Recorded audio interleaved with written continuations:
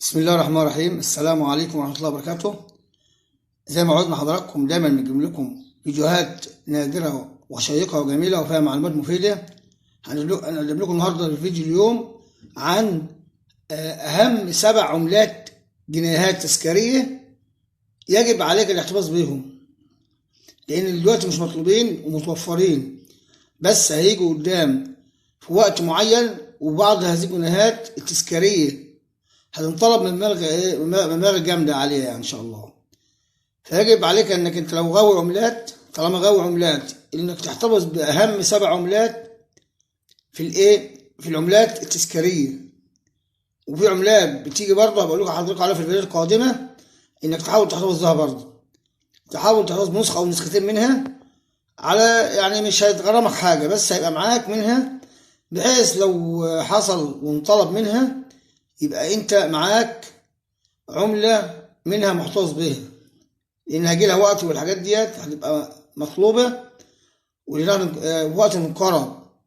ان الايام دي موجودة متداولة بكميات كبيرة، بس لازم انك غاوي عملات يبقى تحتفظ ببعض العملات اللي بقولك عليها ديت. هم 7 عملات مهمين. اول عملة معانا اللي هي ديت عملة شكلها جميل جدا اهيت، اللي هي احتفالية طريق الكباش. ودي عملة يا جماعة شكلها مميز يعني كده وايه، وشكلها جميل جدا. احتفالية طريق الكباش ده يا جماعة اللي هي مكتوب احتفالية طريق الكباش 25 نوفمبر 2021 سنة 2021. شوفوا يا جماعة العملة شكلها مميز، يعني عليها رسومات وشكلها جميل جدا.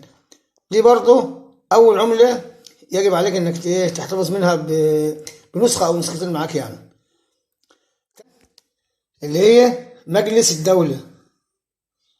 مجلس الدولة يا جماعة ديت اللي هي العيد الماسي بتاع مجلس الدولة. برضو العملة ديت شكلها جميل برضو، وعليها رسومات جميلة من ورا كده وشكلها مميز. دي تاني عملة يا جماعة برضو يجب عليك انك تحتفظ منها بنسخة او نسختين. نيجي بعد كده العملة اللي بعدها رقم 3 اللي هي عيد الشرطة 69 عاما. ديت يا جماعة برضو نزل منها بعدها برضو كمان عيد الشرطة برضو، بس دي أول عملة اللي هي عيد الشرطة 69 عاما، وعلى الناس يا جماعة كده ورسمة جميلة جدا. بعد رقم 4 عيد الشرطة 70 عاما. دي برضو الملحق بتاعها يا جماعة برضو العملة اللي هي الجنيه التذكاري برضو، اللي يجب عليك انك تحفظ منه برضو نسخة او 2 منه برضو معاك على طول ان شاء الله، لان هيجي الوقت ومنطلب. نيجي بعد كده العملة الخامسة يا جماعة وهي موكب المومياويات الملكية. دي يا جماعة الموكب ده يا جماعة معمول له اللي هي العملة ديت برضو مميزة، وعليها رسمة جميلة جدا وشكلها جميل. بعد كده العملة اللي هي فرق مصر الطبية. فرق مصر الطبية دي برضو يا جماعة العملة اللي بعد منها اللي هي 80 عاما تضامن. العملة دي برضو يا جماعة دي برضو عملة مميزة وشكلها مميز برضو. دي بعض العملات المهمة. وبعض عملات تانية يا جماعة برضو اللي هي بتاعت البريد المصري. دي برضو لو لقيتها حاول تحتفظ بيها برضو. وطبعا عملة حياة كريمة موجودة بس بكميات كبيرة جدا يعني، وكميات كبيرة جدا، فديت عادي يعني. انما العملات ال7 عملات دول يا جماعة اللي بوريهم لكم دول يعتبروا هيبقوا أنظر عملات تذكارية، جنيهات تذكارية موجودة.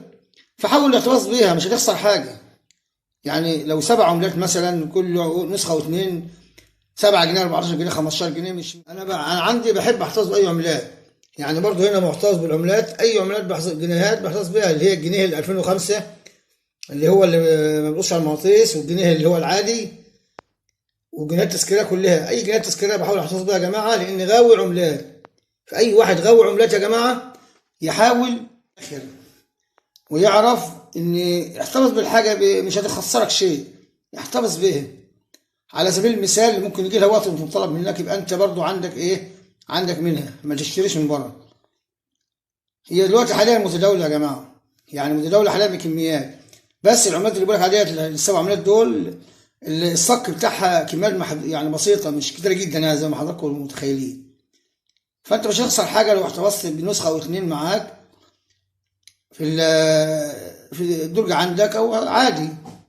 فانت حضراتكم تشوفوا العملات هي مهمة وتحتفظ بيها. وطبعا بقدم لحضراتكم يا جماعة اي فيديوهات مهمة وجميلة ورائعة. واللي ما شافش فيديوهات عن العملات برضه يشوفوا العملات القديمة عندي في القناة. ولو مشترك في القناة، لو مش مشترك